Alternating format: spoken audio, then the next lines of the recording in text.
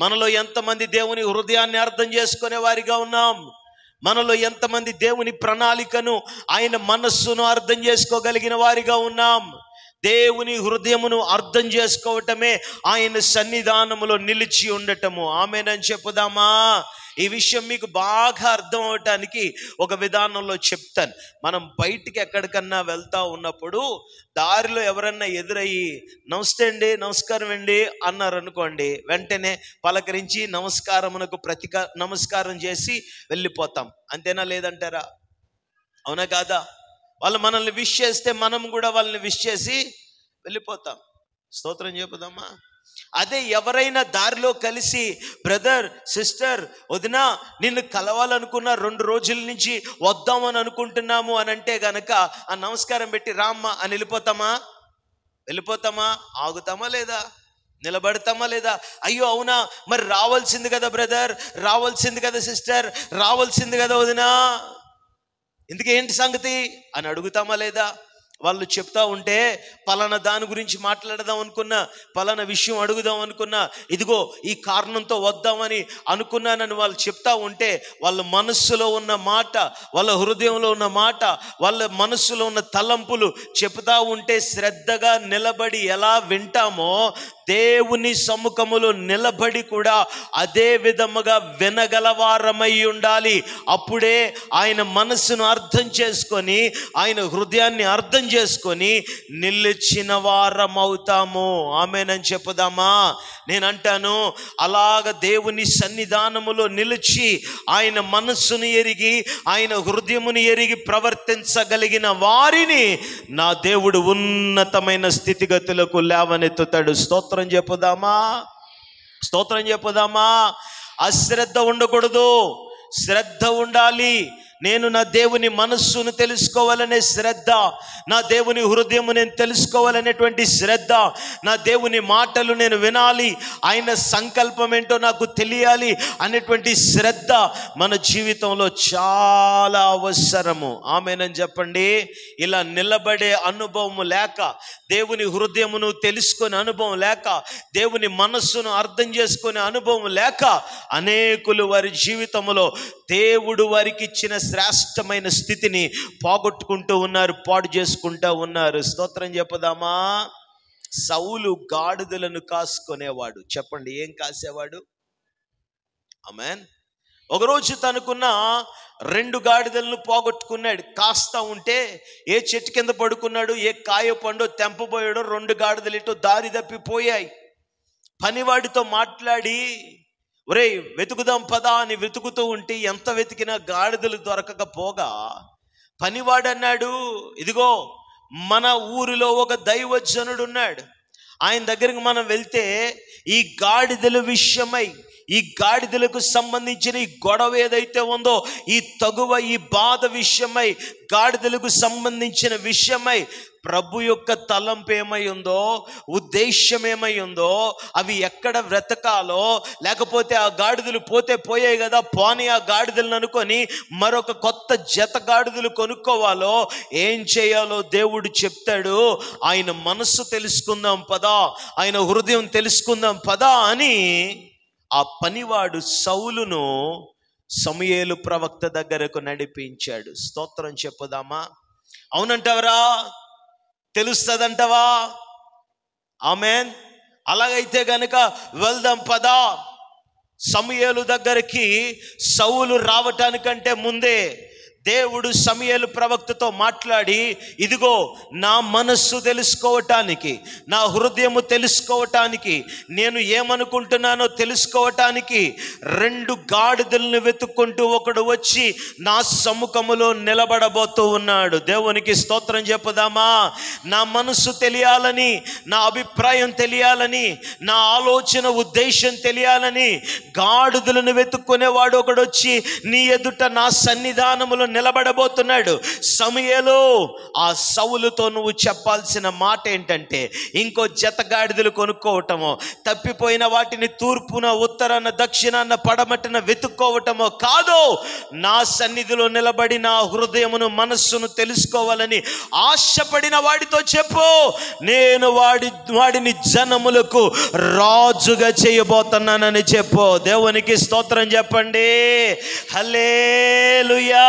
అందుకని నేను అంటాను, ఆయన మనస్సు ఎరిగి ఉండాలని, ఆయన హృదయము ఎరిగి ఉండాలని ఆశ కలిగే వారిని దేవుడు ఉన్నతమైన స్థితిలో నిలబెడతాడు. ఆమేనని చెప్పుదామా?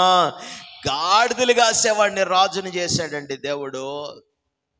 ఆమేన్. వాడు పోగొట్టుకున్నది చాలా స్వల్పమైనది, అల్పమైనది. కానీ వాడికి దేవుని మనస్సును తెలుసుకోవాలి, హృదయాన్ని తెలుసుకోవాలనే ఆశ వాడిలో కలిగినప్పుడు దేవుడు వాడిని లేవనెత్తి ఒక ఉన్నతమైన స్థితిలో పెట్టాడు. ఆమేనని చెప్పు. అందుకని అశ్రద్ధ చేయకు.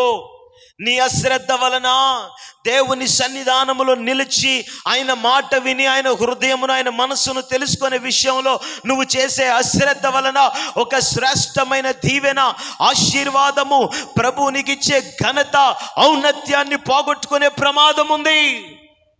అందుకని నా కుమారులారా, అశ్రద్ధ చేయకండి అని అంటుంది దేవుని వాక్యము. స్తోత్రం చెప్పుదామా? స్తోత్రం చెప్పుదామా? తొందరపాటు ధన వచ్చేయాలి దేవుని సన్నిధానంలో. మందిరంలో మోకాళ్ళు వేసే వాళ్ళు ఉంటారు. ఆమేనని చెప్పండి. అది మంచిదే. మందిరంలో దేవుని వాక్యం వినే వాళ్ళు ఉంటారు, మంచిదే. మందిరంలో పాటలు పాడే వాళ్ళు ఉంటారు, మంచిదే. కానీ మందిరములో నిలిచి, ఆయన సన్నిధిలో నిలిచి, ఆయన మాటను, ఆయన హృదయ స్పందనను, ఆయన మనస్సును ఎరిగిన వారిగా మీరు ఉండాలి అని ప్రభువు కోరుకుంటున్నాడు. ఆమేనని చెప్పండి. ఆమేనని చెప్పండి. అబ్రహాము దగ్గరికి ఒకరోజు ప్రభు వచ్చాడు. అతిథి మర్యాదలు చేసి, అయ్యా వచ్చావు కదా, కాస్త భోజనం చేసి వెళ్ళు అన్నాడు.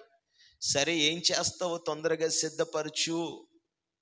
భోజనం చేశాక అబ్రహాముతో ప్రభు అన్నాడు, నాయనా, వచ్చే ఏడాది ఈ పాటికి ఒక కొడుకునిస్తాను రా అని ప్రభు మాట్లాడితే సంతోషపడ్డారు, నవ్వుకున్నారు చక్కగా. ఆ సందర్భం అయిపోయింది. అంత దూరం వెళ్ళిపోయాడు ప్రభు.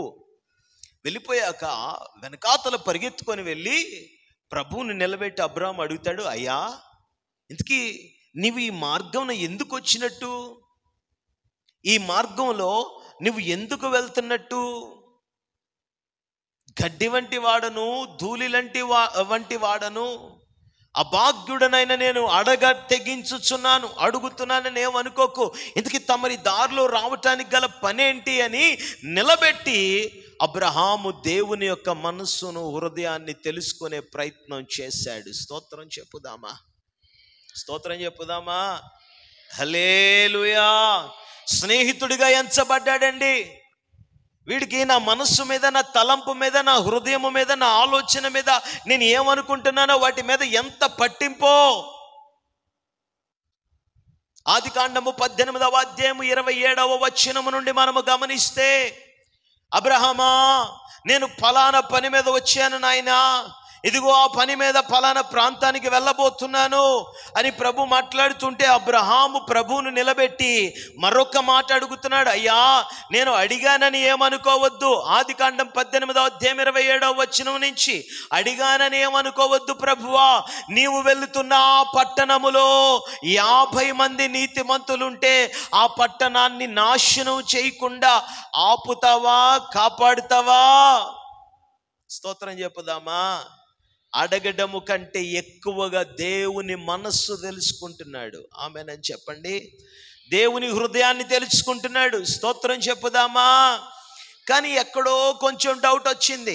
మరలా దేవునిని ఎక్కడ నిలబెట్టాడో అక్కడే ఆ దేవుని సమ్ముఖములోనే నిలబడి, ఇది చాలా ప్రాముఖ్యమైన మాట, అదే దేవుని సమ్ముఖములో నిలబడి, ఆమేనని చెప్పండి, మరలా అడుగుతున్నాడు, if there are 40 people in the city, will you save it? 40 మంది ఆ పట్టణములో ఉంటే కాపాడుతావా? ఇదిగో అడిగానని ఏమనుకోకనయ్యా, ఒక 30 మంది ఉంటే ఏంటంటావు పరిస్థితి? He was trying to know the heart of God and the mind of God. దేవుని మనస్సును, హృదయాన్ని తెలుసుకోవటానికి అబ్రహాము దేవుని దగ్గర నిలిచిన వాడిగా ఉన్నాడు. ఆమేనని చెప్పండి, ఆమేనని చెప్పండి. మనకి దేవుని మనస్సు గురించి, దేవుని హృదయం గురించి, ఆయన ఏమనుకుంటున్నాడో, ఆయన సంగతులేంటో, ఆయన ఉద్దేశాలేంటో తెలుసుకుందాము, ఆయన సన్నిధిలో నిలబడదామనే ఆశ కంటే, ఆతృత కంటే కూడా మనకి ఎక్కువ మనసంతా కూడా మనుషుల గుట్టు మీదే ఉంటుంది. స్తోత్రం చెప్పుదామా, స్తోత్రం చెప్పుదామా. మన గుట్టు అయితే ఎవరికి చెప్పం, మన గుట్టు అయితే ఎవరికి తెలియకూడదు, సీక్రెట్. అందరి గుట్లు మనకు తెలియాలి. ఆమేనని చెప్పండి. బెదరు ఏంటంట వాళ్ళ సంగతే, నీకెందుకంట? స్తోత్రం చెప్పుదామా. అదే చెప్పండి సమాధానం. హల్లెలూయా. సిస్టర్ ఏంటి వాళ్ళ పరిస్థితి, నీకెందుకంట? వాళ్ళ గురించి అంత ధ్యాస ఏంటి, అంత తీపేంటి నీకు? ఈ ఇంటి గుట్టు, ఆ ఇంటి గుట్టు, ఇరుగు పొరుగు వారి గుట్టు గురించి అంత తాపత్రయం ఏంటి నీకు? దానికే ఎన్నుకున్నాడా దేవుడు నిన్ను? స్తోత్రం చెప్పండి, స్తోత్రం చెప్పండి. నీవు తెలుసుకోవాల్సింది ఆయన హృదయాన్ని. ఆమేనని చెప్పుదామా. నీవు తెలుసుకోవాల్సింది ఆయన మనస్సును. స్తోత్రం చెప్పండి. అబ్రాహాము నిలబెట్టి అడిగాడు. తర్వాత సరే, నువ్వు చెప్పాల్సింది ఏదో చెప్పావు, నువ్వు చెయ్యాలనుకున్నది ఏదో చెయ్యి ప్రభువా అని చెప్పి దేవునిని తన పని మీద తాను విడిచిపెట్టి అబ్రాహాము దారిని అబ్రాహాము తిరిగి ఇంటికి వెళ్ళిపోయాడు. మరుసటి రోజు ఏం జరిగింది? ఆదికాండము 19వ అధ్యాయము చాప్టర్ 19 verse 27, 19వ అధ్యాయము 27వ వచనములో ఒక అద్భుతమైన మాట ఉంది. చూడండి, ఆ మాట చదవండి దయచేసి. తెల్లవారినప్పుడు అబ్రహాము లేచి, ఆ మాట గమనించండి, తాను యెహోవా సన్నిధానములో నిలబడిన చోటు, అంతకుముందు దేవునితో ఎక్కడ నిలబడ్డాడో, ఆమేనని చెప్పుదామా. యెహోవా సన్నిధానములో, నా సన్నిధిలో నిలిచి ఉండండి నా కుమారులారా, శ్రద్ధ కలిగి నిలిచి ఉండండి అని ప్రభు చెప్పిన మాటకు తగ్గట్టుగానే అబ్రహాములో ఒక అనుభవము. ఆ చోటున నిలిచి ఆయన హృదయములో ఉన్నదంతా చేశాడా లేదా, ఆయన హృదయ అభిలాష నెరవేరిందా లేదా, ఆయన మనసులో ఏ తలంపు ఉందో దాన్ని నెరవేర్చుకున్నాడా లేదా, అది జరిగిందా లేదా అని నిలిచిన వాడై చూస్తా ఉన్నాడు. ఆమేనని చెప్పుదామా, ఆమేనని చెప్పుదామా. దేవుడేమనుకుంటే మనకెందుకండి? మనం అనుకున్నది అయిపోవాలి అంతే. అవునంటారా? మనం అనుకున్నది అయిపోవాలి. ఇగో ప్రభువా, మరి నువ్వేం చేస్తావు నాకు తెలియదు, కానీ నేను ఎలా అనుకుంటున్నాను అలా కానీ జరిగిపోతే గనక ప్రభువా, అప్పుడు నువ్వు నిజమైన దేవుడు అని నమ్మేస్తాను ప్రభువా, అప్పుడు నేను నా జుట్టు నీకు మొక్కుగా ఇచ్చేస్తాను ప్రభువా, అప్పుడు నేను సగం గుండేసుకొని తిరుగుతాను ప్రభువా. ఈ మొక్కులన్నీ ఎవడడిగాడు నిన్ను? స్తోత్రం చెప్పుదామా. ఆమేన్. నిలిచి ఉండుటకు ఏర్పరచుకొనబడ్డ వారము మనము. ఆమేనని చెప్పండి, ఆమేనని చెప్పండి. నిలబడాలి. అయ్యా, ఈ విషయంలో నీ చిత్తం ఏంటి? ఇదిగో ఈ పోరాటం విషయంలో ఏం చేయమంటావు? ఇదిగో ఈ శ్రమ, ఈ సమస్య విషయంలో నన్ను ఏం చేయమంటావు? దేవునికి స్తోత్రం చెప్పుదామా.